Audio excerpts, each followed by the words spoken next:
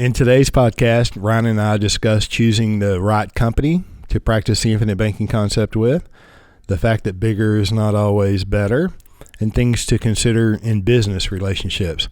We hope you enjoy, and we appreciate you listening. Okay, welcome to the Banking with Life podcast. My name is James Neathery.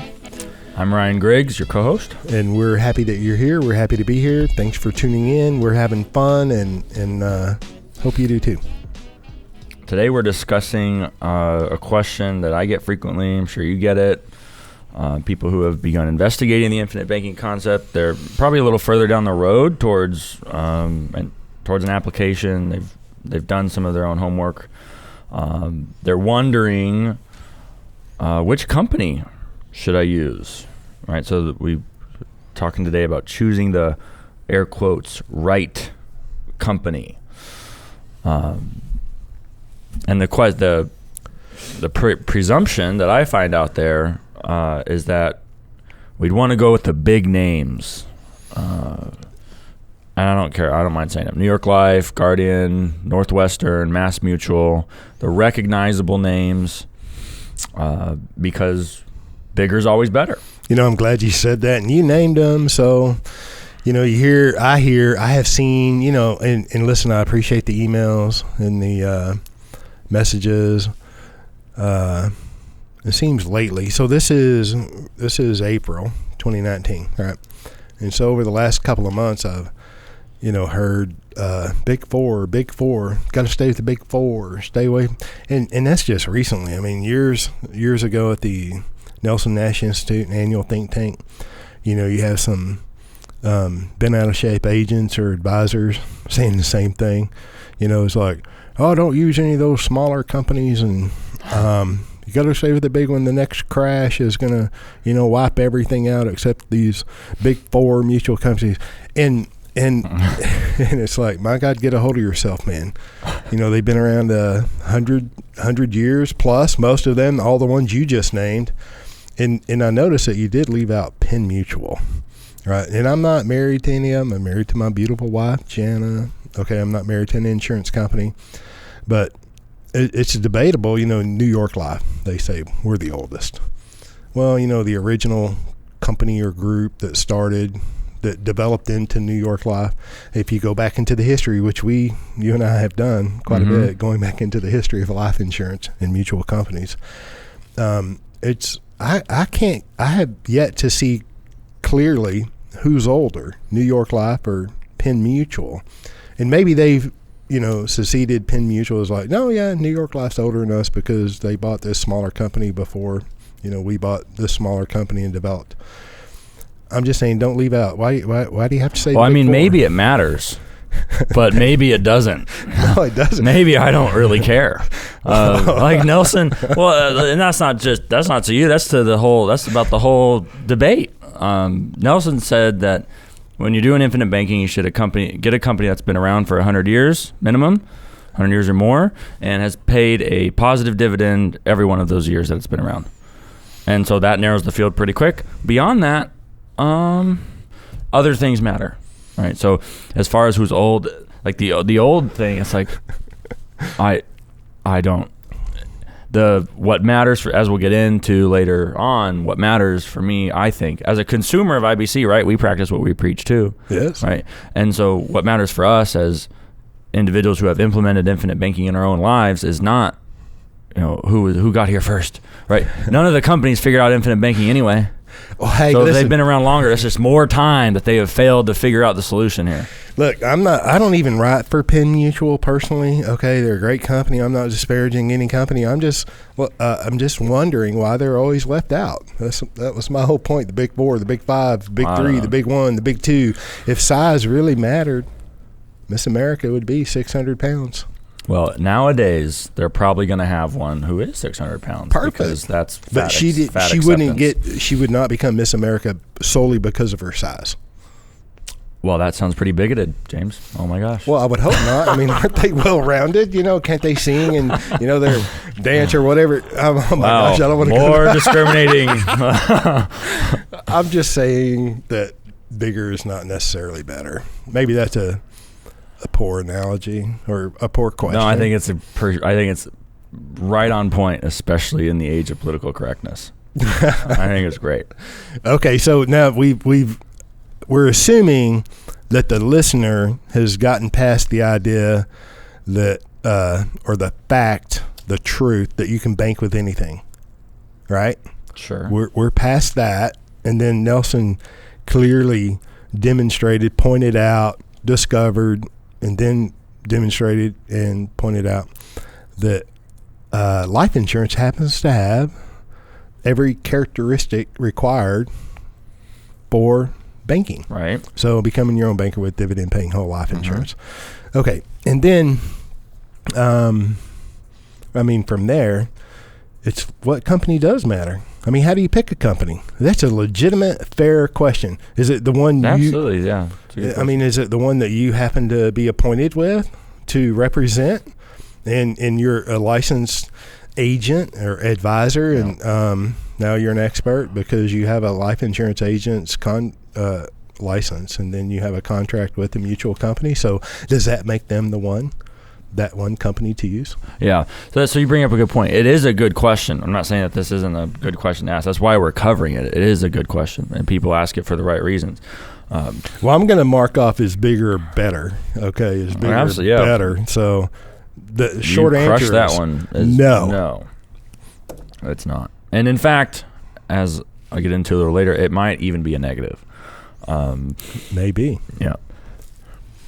But you said a few things in there that I want to touch on. One was that there's other agents out there in the financial world, some of them who practice infinite banking, are practitioners of infinite banking, and some who do not. Well, yeah, right. Obviously, if some do, others don't. But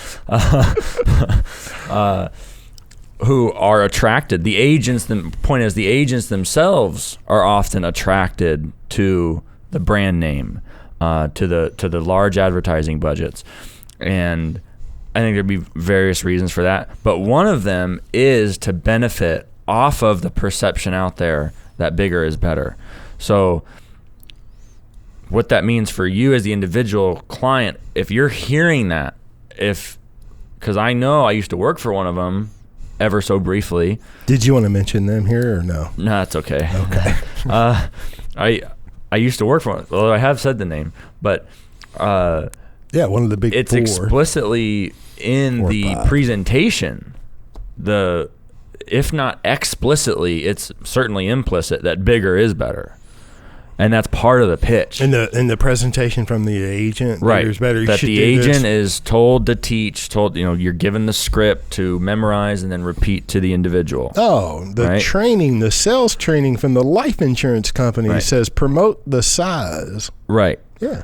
And so that's out there in the world. That's taken root. Sure. There's some people out there who are about that. Consequently, there's some agents who then adopt it because it's an easier sell, right?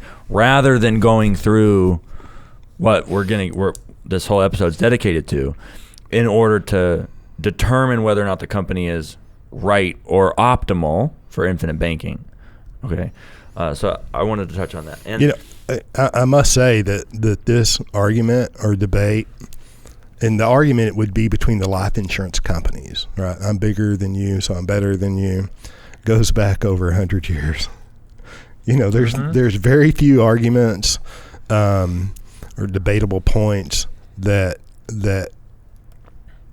don't go back 100, more than 100 years.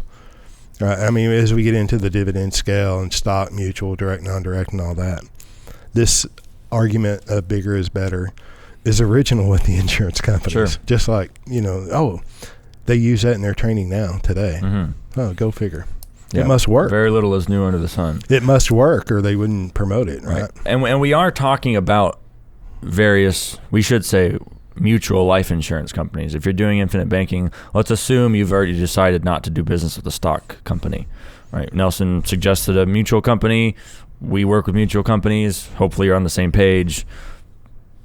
If the decision is between mutual life insurance companies, if they're mutual companies that have been around over 100 years and paid a positive dividend in each and one of those years, you can bank with the dividend paying whole life policy that is that you acquire from them.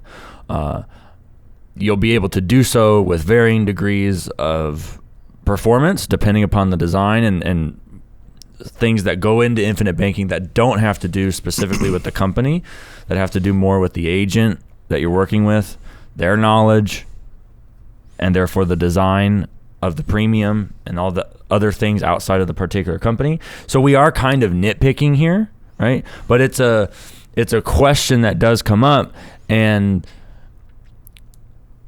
oftentimes I find that we've figured out, the individuals figured out that infinite banking is a good thing to do. They're ready to go. It's just about optimizing the task. What I find is that we're not on the right sort of terms of thought, right? We're not thinking along the right lines, right? And so one example of that is the bigger brand better? Well, not necessarily, but there's others, right? Does the company sell universal life? Okay, for me, as a policy owner of a dividend paying whole life policy, you're also a company owner. Because it's mutual. Right. All right. So do you want to own a company that's selling universal life? I don't know. Universal life is very profitable for a life insurance company, right, and the agent that writes it. Yeah. It's not a deal breaker by any means. It's just another one of those things to think about. No, that's almost like a moral question, right? Would I want to write a company that writes universal life? If you're writing mutual policies, right? Not universal life policies, you're writing whole life policies with the mutual company. Does it matter to you personally? And that's a legitimate question. Oh, it's one of those things where it's not necessary, but I prefer it. So if the option's available, I'm taking it all day. Right. The company that does not write the universal life. Right. I got it. Yeah. Everything else equal. If everything else, the two companies are the same in all regards, one sells universal, the other doesn't. Does that ever happen? Are all things ever equal? No, but that's the way to think about it, is to isolate the one variable. Right. And and then it just so happens the company I preferred doesn't sell universal life, but yeah, okay. I mean, that's a fair question. And to me personally, I don't care what a company writes. If it's a mutual company, well-run mutual company, 100 years old, very stable, they pay a dividend, there's a history of dividend payments, and there's a history of dividend payments. Listen, and they don't play games with their dividends. And I say quite often that, I'm being lazy in my language when I say that some companies play games with their dividends. Right, and we can talk about that.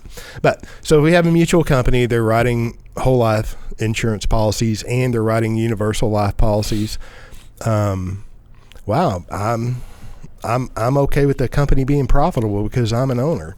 Maybe the advisor and the agent, they determined that a universal life product was the best for them in whatever situation they're in. I'm okay with that. So imagine those circumstances. I can't either. I'm just saying, I practice in the infinite banking world. Yeah, right? Point taken. Okay, and I want to do business with a profitable company. It's just like term insurance. Most of these companies write term insurance, right? Yeah. And is that profitable for the insurance company? Yep. I don't know, but I'm gonna find out which is most profitable in the portfolio of an insurance company, term or universal life. But I bet it's neck and neck. Yeah, I point taken. Company can sell universal life. It's not disqualifying, but I don't prefer it. It's a bad product, and the executives shouldn't get behind it. I completely agree with that. And you should not be practicing the infinite banking concept with universal life. I mean, let's be clear about this, right? Because there are, quote unquote, Nelson Nash Institute NNI practitioners that probably sell or represent or place universal life, right? Equity index universal life. That's too bad. It is too bad. They have an opportunity to stop doing that. Right, you have an opportunity, right? And then let me say that across the North America, I think there's over 35,000 licensed life insurance agents. 100,000. 350,000. Yeah. I'm sorry. Yeah, I should be better with numbers, shouldn't I? Okay, 300. There's a lot of them, yeah. A ton of them. And because they have a life insurance license, that does not make them qualified to practice the infinite banking concept, right? And so you see, even outside of the Nelson Nash Institute is where the majority of this goes on, in my opinion, in my experience, where, universal life does everything that you need to do with the infinite banking concept, so you should be owning universal life insurance. I mean, it's a real legitimate problem, in my opinion, like I said. Okay. And I didn't want to throw you off track there. That's okay. But as far as choosing the right company is concerned, it's a consideration. It's one of my considerations. Maybe it's not yours, but it is for me. I respect your. And you did mention dividends, and that's one of the ways in particular that these big name companies do play games with numbers is by advertising their gross dividend payment, or the rate, whatever the dividend scale. They all publish their dividend scale, right? And so, I pay 6.1. We've got 10, 15. We've got this, tremendous history of paying high dividends. And then I see a lot that there's a focus on the dividend scale and the dividend history. That's a problem. That's a red flag. Why? Because that's a gross number to begin with. It's not net to the policy owner. Yeah. Right. If your company's paying 6 and this company's paying 4.1, 4.5, whatever it is, but we look on, and I digress a little, but when you look at a life insurance illustration, right, there's, 15, 20 pages, whatever. When you get to the details, the columns of all the numbers, premium, cash value, death benefit, dividend, there's two sides to that ledger. On the left is a guaranteed side of the ledger. On the right is the non-guaranteed side of the ledger. On the right, the non-guaranteed component is the dividend, because the dividend is not guaranteed. Okay. So now we're in the life insurance world of mutual companies, and we're getting down to the dividend, right? Rate, the dividend scale. So one company can publish a higher dividend than another company, but you look on the left side of that ledger, on the guaranteed side, and they're typically very close. The difference shows up in the non-guaranteed side. All right. Well, help me out with that. If one company's illustrating 6 and the other company's illustrating 5, right? But the left side of the ledger, one may be ahead of the other two. I mean, they're typically pretty comparable as far as values. The one that you find this situation quite often. The one that illustrates a higher dividend is a lesser value on the guaranteed side. Does that even make sense to you? Nope. Well, there's some shenanigans going on. Yeah. My point when it comes to advertised dividend scale is I don't care. I don't either. I do not care. And it's unfortunate that companies so strongly vie for customers based on that number, because it does not matter. First of all, on one level, there's only so many places in the world for these institutions that collect significant amounts of money to allocate and invest their capital. Only so many in the world. And it could be the case, but it's probably not, that these certain companies can acquire these genius level individuals who have special knowledge about what to invest and the other companies don't. Even if that were true, it's probably not likely to sustain itself over time, right? So it's going to roll over anyway. If you look historically, dividend scales tend to rise and fall in tandem with each other.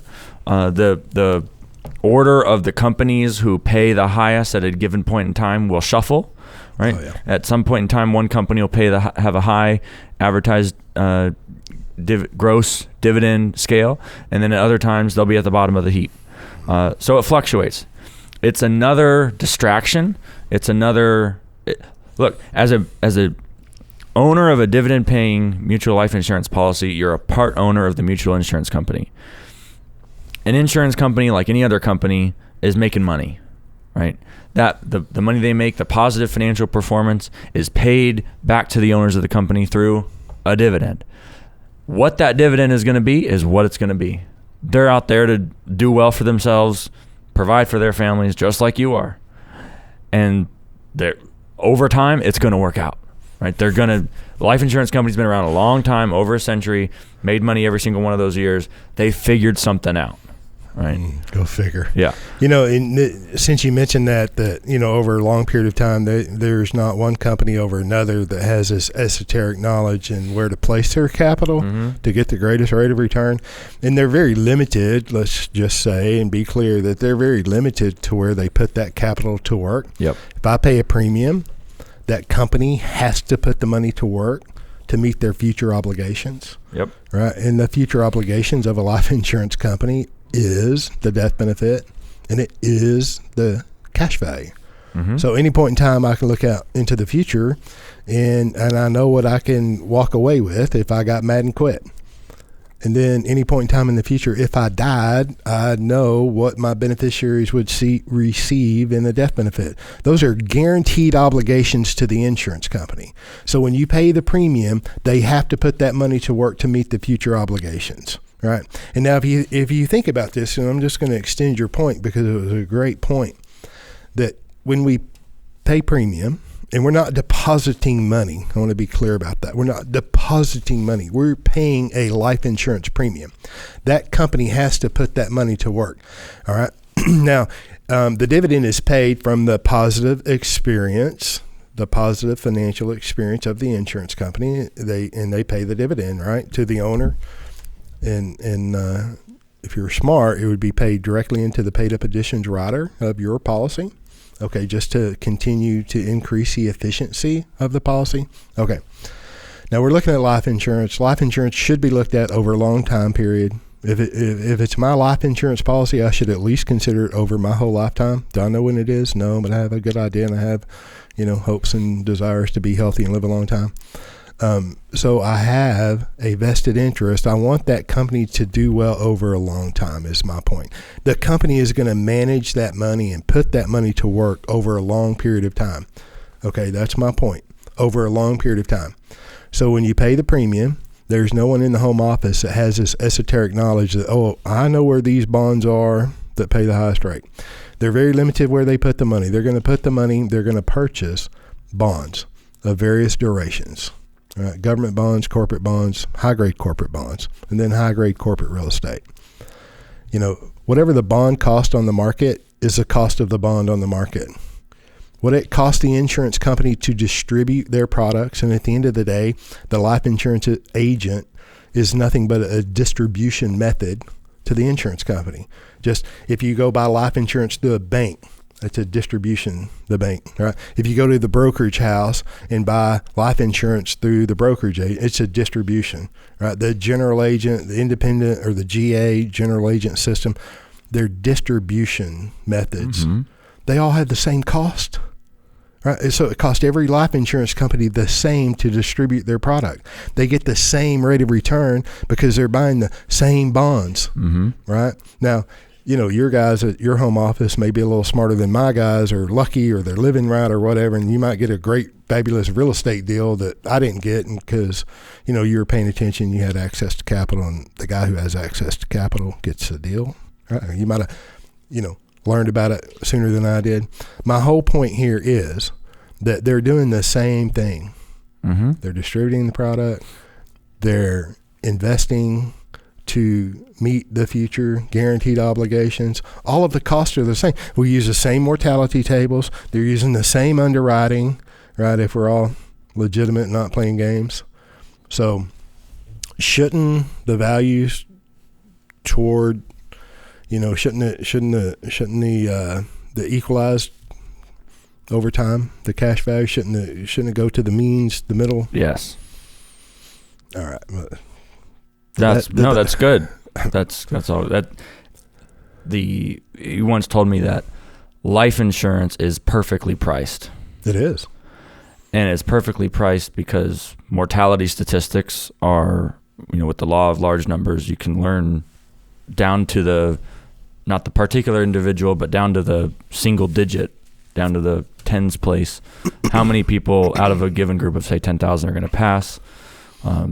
Life insurance companies can't change that. They all use the same mortality tables. The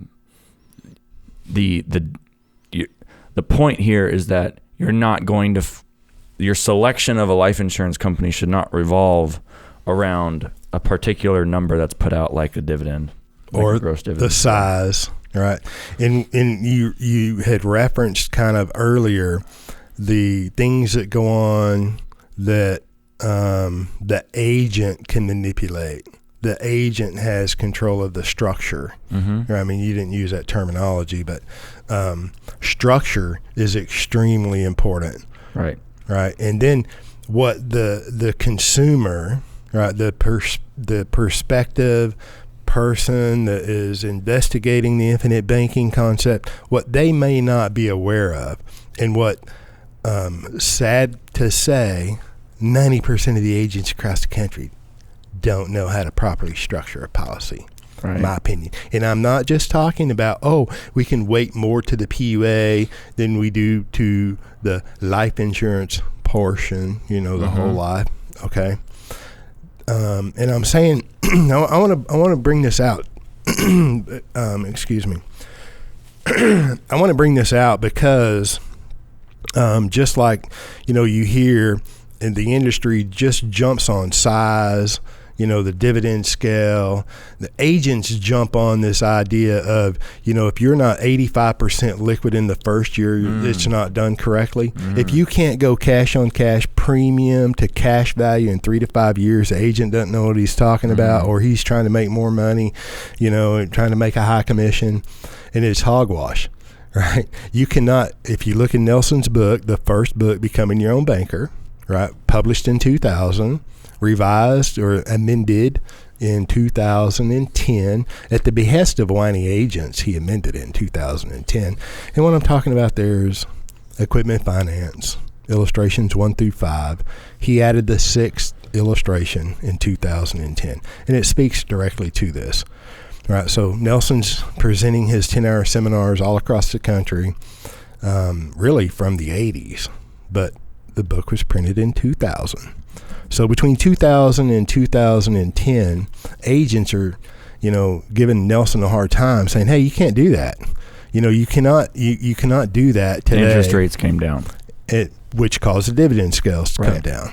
Right. So he was illustrating in equipment finance going cash on cash in the 4th year, which means premium and total cash value cumulative equal. Premium, right? Cumulative premium, cumulative cash value. Mm-hmm. Right. Or so at the year in which the net cash value equals or exceeds the cumulative premium. Yes. It's the cash on cash year. Right. And then equipment financing happens in year 4. Correct. Right. In illustrations 1, 2, 3, 4, and 5. Mm-hmm. Couldn't do that because doesn't happen anymore. Doesn't happen. And it couldn't be done, in 2008, 9, and 10. Right. So Nelson created illustration number 6, which should be compared to illustration number 2 because it is illustrating a loan as well. The same cash flows, yeah. Same cash flows. And it caused the owner of the policy to have to pay 1 more year in premium before cash values, cumulative cash values, equaled total premium paid. Mm-hmm. And so here we are 9 years later. Yeah. And you know what interest rates have done? And right down near the ground. Artificially so, which causes a whole bunch of other problems. Do we have a podcast on that? Mm-hmm. Okay. And then it's also caused the dividends to come down. Mm-hmm. Right. So you have agents that are, in my opinion, they're just playing games with numbers on a page because you have to contort. I mean, my God, you got to be a contortionist to do some of the things that I've seen illustrated. And they look really good, these illustrations where you're trying to go cash on cash in day 2. Right. I'm being facetious, where they try to illustrate a policy going total premium, cumulative cash value, trying to get equal in years 2, 3, 4, 5. And the contortion that has to take place to make that happen is not beneficial to the policy owner. Mm-hmm. But it's very difficult for the consumer to see that or understand why, why that looks too good to be true, and it's violating several principles, in my opinion, to even do that. But it speaks directly to, and this really deserves its own podcast. Sure does. I digress. Is that like quit, James? Okay, I'll just leave it there, and we're gonna. I mean, that's all true. The structure of a policy is something that matters substantially. It's why you're bringing it up.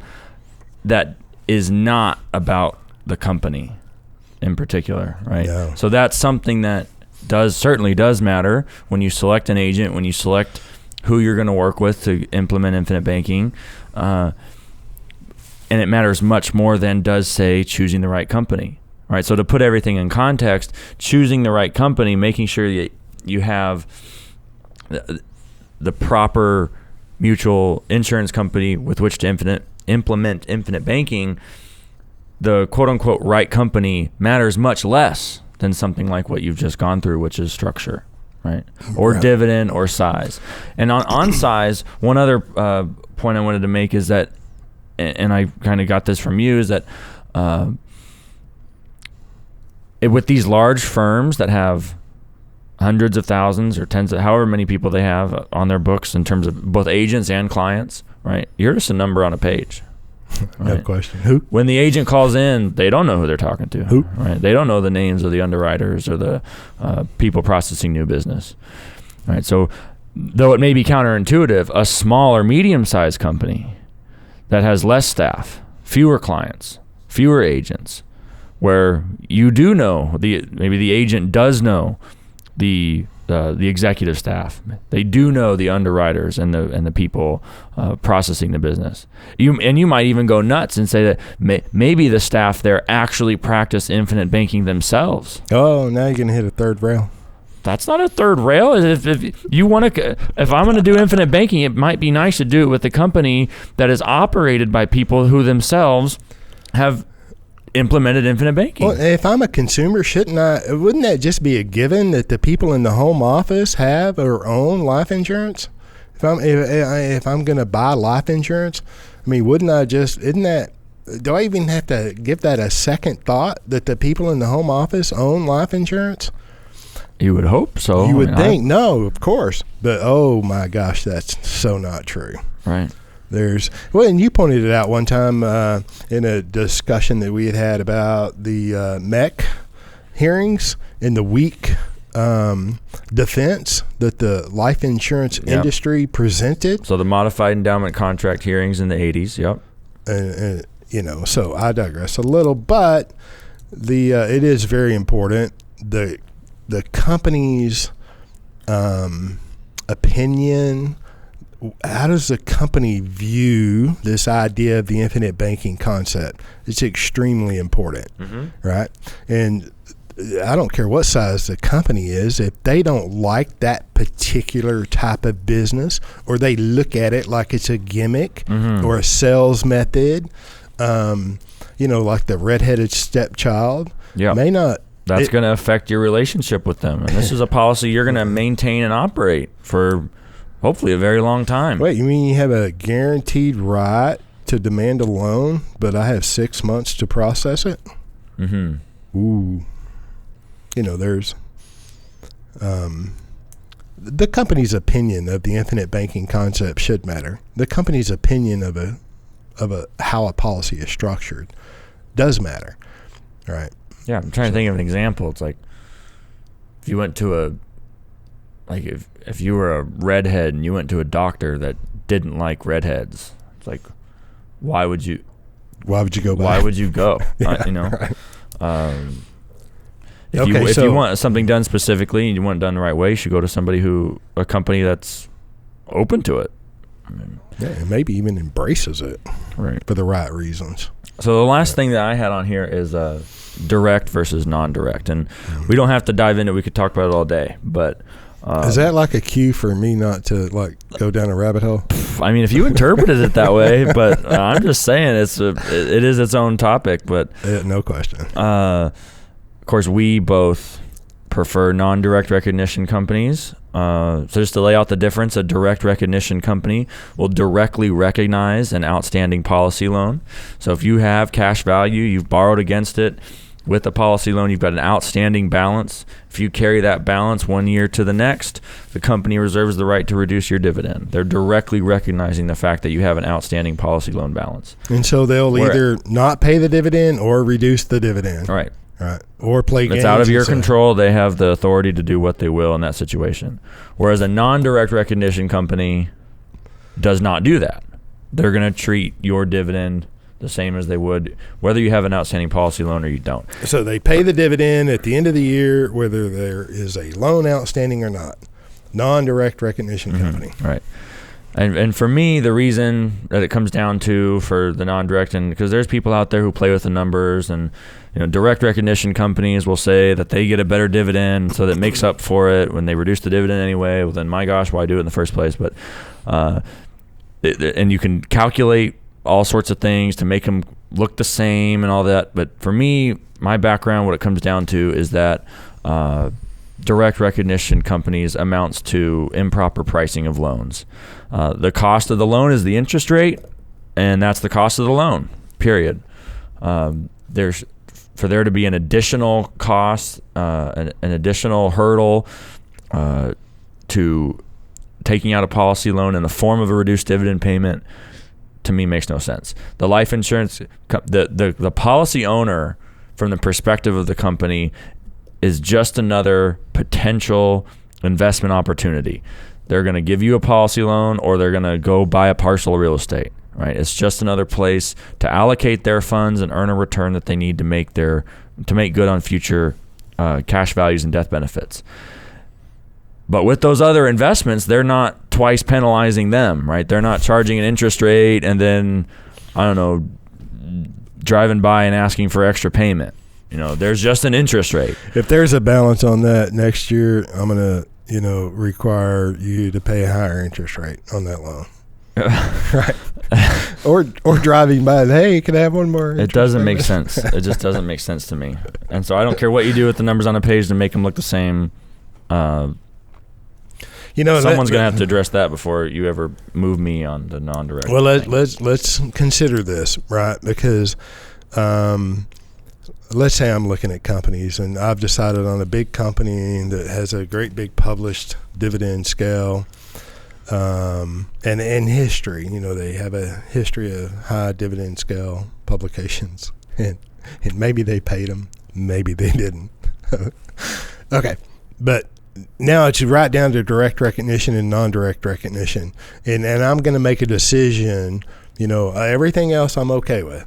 The size, the structure, the dividend, the age, the financials, direct or non-direct. Now, I don't know about you, but just for me and my thinking and my clients, I'm going to use that money collaterally, the cash value, right? Because I'm an entrepreneur and I run a household and I run a business and I need access to capital. All right, so the access to the capital, cash value, is very important. Now, I don't know, someday I'm going to grow old and maybe I don't want to buy the next piece of real estate or whatever that looks like. And I just want to, go off to the Florida Keys drinking Mai Tais like A.L. Williams. And I want passive income. That actually sounds good. Okay. Yeah. Passive income. Now, contractually, I have the right. I can either withdraw the cash value right up to my basis and not pay any taxes on it. Then I can switch to loans once I've reached my basis, because loans are tax-free. Would a dividend being paid or not paid on that outstanding loan affect my income in retirement? Yes. If the company is going to reduce the dividend on an outstanding loan in my retirement that I'm counting on in passive income and drinking the Mai Tais off the Florida Keys, then I don't care what kind of games you play with numbers on a page. I mean, that's just... I don't have to be I don't care. I mean, I do not even have to be an engineer to say, yeah, a dividend matters. And a dividend matters. Absolutely. Thank you. And I tell people that it's just like the purpose of becoming your own banker is to reclaim control of capital, and doing business with a direct recognition company just invites one more aspect of loss of control back into the situation. Yeah. So, and it's really interesting watching the executives of life insurance companies contort themselves to justify it. Okay, so what really matters then when it comes down to implementing the infinite banking concept and choosing the right company? What really matters? Ryan Griggs, go. The company needs to have been around for over 100 consecutive years. They ought to have paid a dividend for every one of those years. A small to medium-sized company is preferred because there's a greater likelihood that your agent and maybe even perhaps you yourself are going to have a better experience interacting with the company. They ought to be open to the infinite banking concept, or at least not explicitly hostile to it, which many of them are. Of course, it should be mutual and not a stock company, so that policy owners are part company owners. And if you know or you can get the information, the staff there ought to be owning life insurance themselves, preferably policies designed for the infinite banking concept. Because if they're doing it, then it'll be much easier for them to interact with you when you maintain your policy, when you request policy loans, repay them back, that kind of deal. If you can find out from your agent if the company explicitly supports the Nelson Nash Institute, Ooh. That would be cool. The Nelson Nash Institute hosts an annual event where it's called the Think Tank, and a handful of companies appear there. Mm-hmm. I'm going to say this too. Sadly, Nelson Nash passed away in March of 2019. Mm-hmm. One representative from one company went to the service. And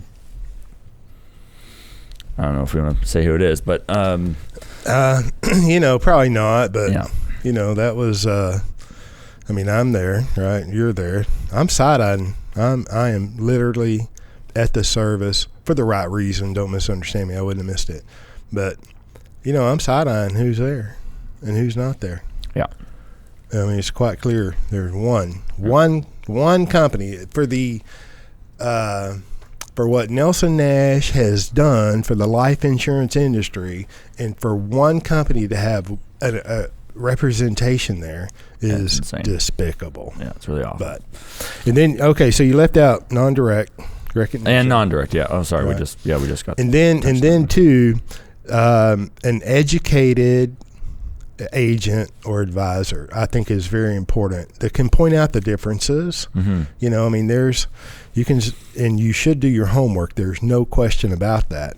But an experienced, knowledgeable agent, whomever they are, should be aware of what companies they represent and what can be done with those companies, because all companies are not equal when it comes to product. You think, whole life insurance is whole life insurance. No, whole life is not whole life insurance. There are a lot of riders that go on or come into the equation and become part of the structure.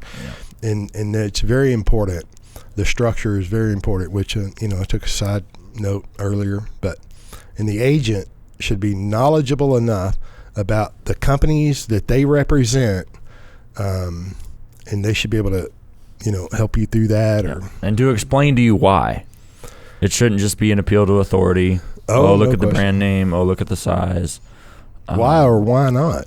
Well, we covered at the very beginning. I mean, you have to go deeper than that. If you're going to implement infinite banking, it's going to be a lifelong deal, and you probably shouldn't make the decision based on superficial reasons that neither you nor the agent understand. Well said. Yeah. So, regardless of the company you choose, you should at least understand the reasons for choosing that company. And there are other things that matter more, like the structure that you talked about, and the level of education, your relationship with the individual who's providing the policy. It doesn't hurt to like the person you're doing business with. Who wants to do business with someone they don't like? I don't know. Probably the people who email agents and say, "Hey, I'm hosting a competition between you. Can you all send in an illustration?" That person's asking for a beating. I'm just saying. Wow. All right. Wow. I think we. Too soon? No. It's always that. It will always be fresh in my mind, that experience. All right. Covered what I wanted to cover for choosing the right company. Do you have anything to add? No, I've added everything that I wanted to add. I've had fun. I hope y'all have learned something, or I hope it's beneficial. And like to see you next time. Absolutely. Thanks for watching. Bye.